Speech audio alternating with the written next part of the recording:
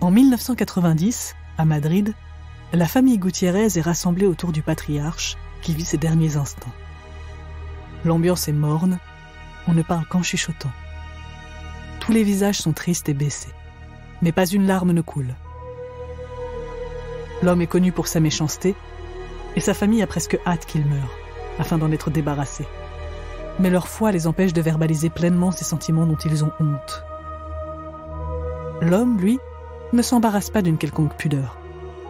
Même dans ses derniers instants, il crache son venin sur ses proches jusqu'à la dernière goutte. Juste avant d'expirer, il fait une promesse sinistre à sa petite fille Estefania. « Si je ne peux pas te faire du mal dans cette vie, je le ferai de l'au-delà. » La jeune lycéenne essaye de ne pas trop prêter attention à cette vilaine menace. Après tout, elle a l'habitude de l'entendre dire des choses horribles, et elle est bien contente de ne plus être obligée de passer du temps avec le vieil homme acariâtre. C'est sans regret et sans un regard en arrière qu'elle enterre son grand-père, aux côtés de toute sa famille qui partage le même soulagement. Mais le vieil homme est bien déterminé à tenir sa promesse.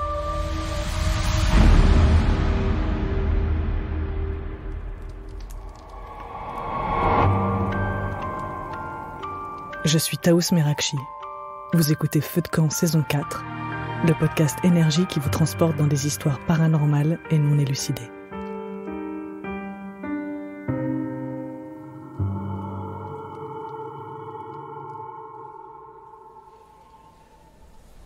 Une semaine après les funérailles, Estefania discute avec ses copines dans la cour du lycée, quand soudain, l'une d'elles propose une activité un poil illicite. Et si elles allaient s'isoler dans un coin pour invoquer les esprits ?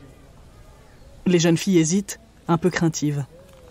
Mais une des camarades d'Estefania, qui a récemment perdu son petit ami dans un accident de moto, se dit que ça pourrait être l'occasion de le contacter et de communiquer avec lui. Ses copines acceptent de l'aider.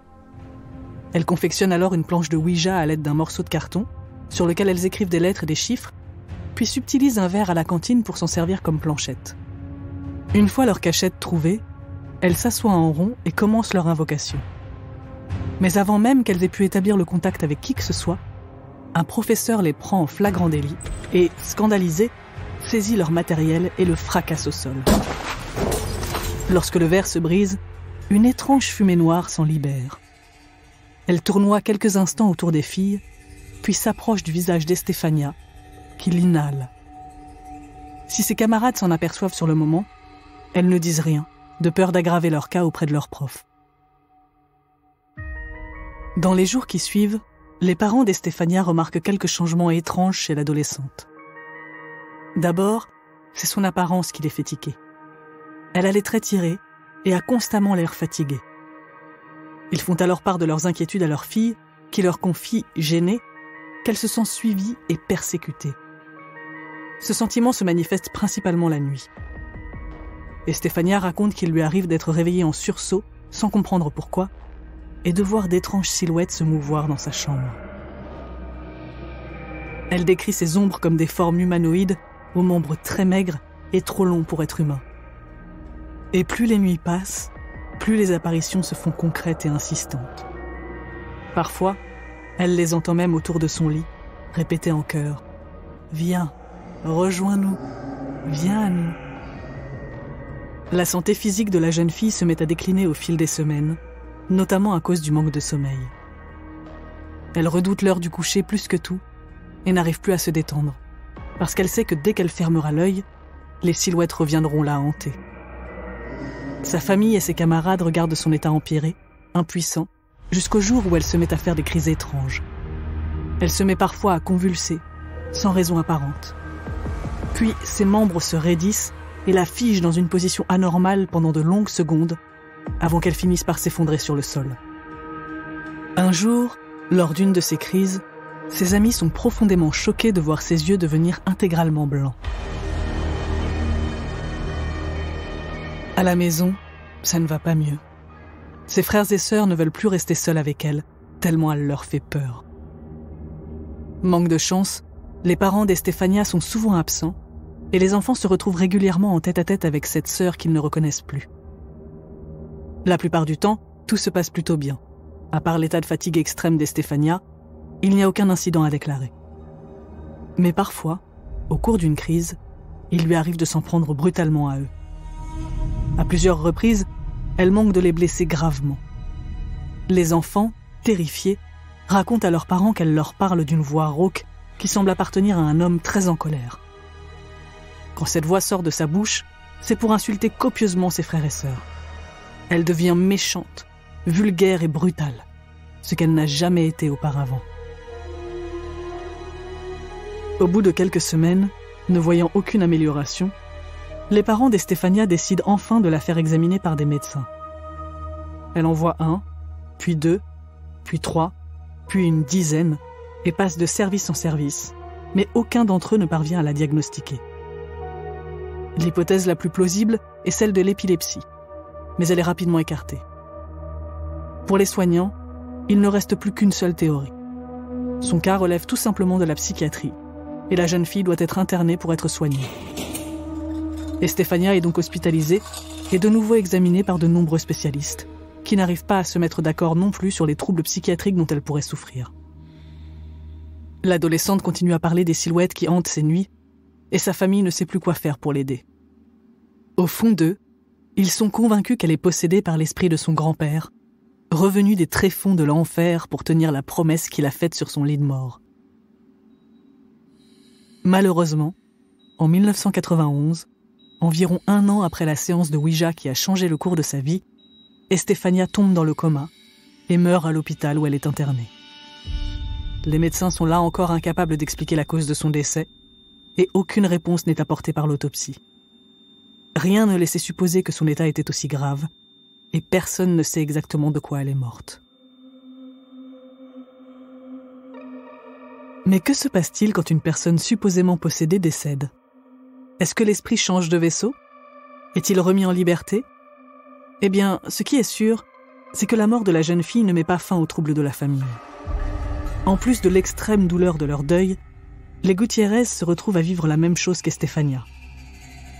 Dans la maison, ils entendent régulièrement des bruits de coups venir de la chambre désormais inoccupée de la défunte. Un jour, sa mère entend un vacarme provenant de la pièce.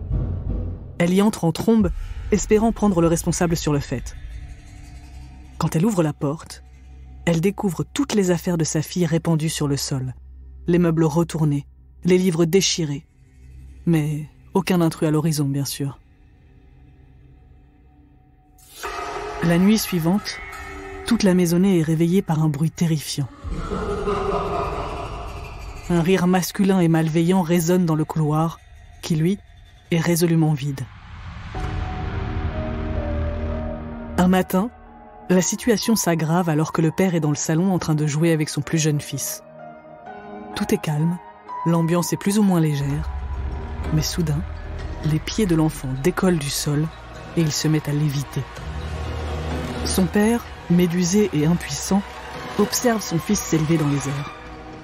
Il a à peine le temps de penser à l'attraper que le petit garçon est violemment projeté contre un mur par une force invisible.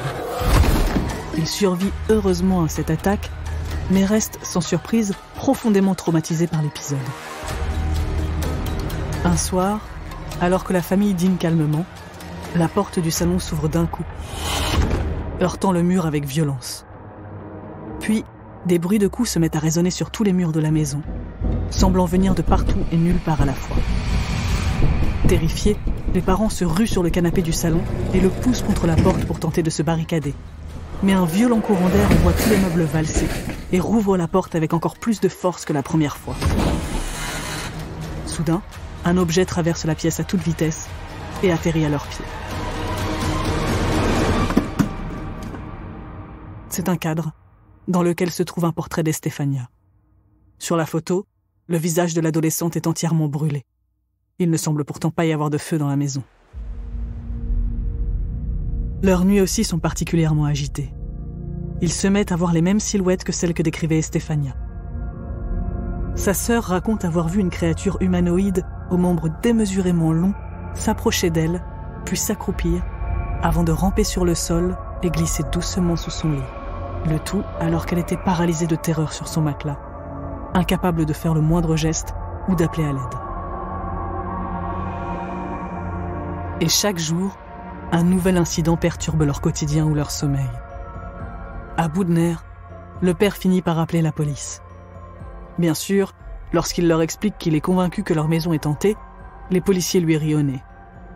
Mais il rappelle, encore et encore, racontant à chaque fois un nouvel incident, et des agents finissent par se rendre à son domicile pour tenter de tirer cette affaire au clair. Pour eux, c'est forcément l'œuvre d'un petit malin qui s'amuse à tourmenter la famille en se faisant passer pour un esprit vengeur. Et il compte bien le prouver.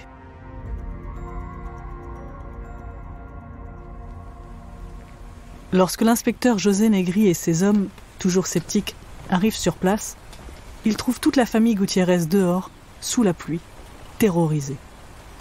Ils entrent dans la maison convaincus que rien de surnaturel ne vit sous leur toit. Lorsqu'ils pénètrent dans le salon, ils manquent presque immédiatement de se faire assommer par une armoire qui s'ouvre violemment et dont les portes se mettent à claquer. Ils ont à peine le temps de comprendre ce qu'ils viennent de voir que leur inspection se retrouve à nouveau interrompue par une détonation venant de la terrasse. Mais lorsqu'ils se ruent dehors, ils ne trouvent rien qui puisse expliquer un tel boucan. Interloqués et un peu plus nerveux qu'à leur arrivée, ils continuent de faire le tour de la maison. L'un des officiers fait alors remarquer qu'un crucifix, qui était pourtant bien accroché au mur sur un support en bois, se trouve désormais par terre. Quand il observe le socle, il remarque 3 sillons dans le mur, comme si une griffe acérée avait violemment arraché l'objet pour le jeter au sol. Les policiers sont désormais convaincus qu'ils ne pourront rien faire pour la famille et que tout ça ne relève pas de leur autorité. L'affaire finit par faire pas mal de bruit, à tel point que la presse s'y intéresse. Des reporters se rendent sur place et la famille est interviewée pour le journal télévisé local. Tout le monde se met à donner son avis sur la question. Les plus croyants sont convaincus que la famille est harcelée par une entité démoniaque, mais les sceptiques y voient un gros canular perpétré pour obtenir de l'attention. Ils estiment que les parents ont failli à leur fille clairement malade et qu'ils se sont enfoncés dans leurs mensonges pour justifier son décès, qui aurait pu être évité si elle avait été prise en charge plus tôt et par des gens compétents. Les Gutiérrez maintiennent leur version des faits et finissent par craquer. Un peu plus d'1 an après la mort d'Estefania, ils font leur carton de déménagement. Les perturbations s'arrêtent là pour eux et bientôt, leur maison est reprise par de nouveaux locataires, à qui il n'est jamais rien arrivé d'étrange. Alors, s'agissait-il d'un canular ? Est-ce que l'esprit vengeur du grand-père a simplement décidé de leur pourrir la vie avant de passer à la suite de son programme dans l'au-delà ? Est-ce qu'un démon a profité de toute cette ambiance macabre pour pointer le bout de son nez à travers le portail ouvert par la planche de Ouija ? Le mystère reste entier. C'est sans doute loin d'être la première histoire flippante avec une planche de Ouija que vous entendez. Vous avez peut-être déjà entendu l'expérience d'un proche ou de la cousine d'un pote de colo, par exemple.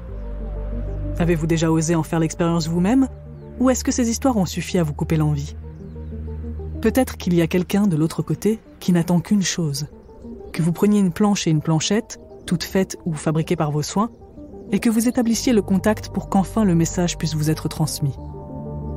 Vous imaginez ce à côté de quoi vous pourriez passer ? Une déclaration d'amour, un secret de famille, l'emplacement d'un trésor enfoui, la réponse à ce qui se trouve dans l'au-delà. Les possibilités sont infinies, et l'accès à ces informations est à la portée de tous.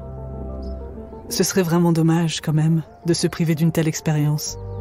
Vous n'avez qu'à prendre une feuille de papier, y écrire l'alphabet, les chiffres de 0 à 9, puis les mots oui, non et au revoir. C'est si facile. N'oubliez pas la planchette. Un petit verre à shot peut largement faire l'affaire, par exemple. Il faut que ce soit transparent pour que vous puissiez bien voir ce qu'il désigne. Non, vraiment, c'est simple, je vous jure. Essayez. Ah oui, par contre, détail important. N'oubliez surtout pas de dire au revoir avant de terminer votre séance. Parce qu'on ne sait pas ce qui risque de vous suivre si vous ne refermez pas le portail. Et si par malheur les choses devaient mal tourner, vous savez où me trouver si vous voulez que quelqu'un raconte votre histoire.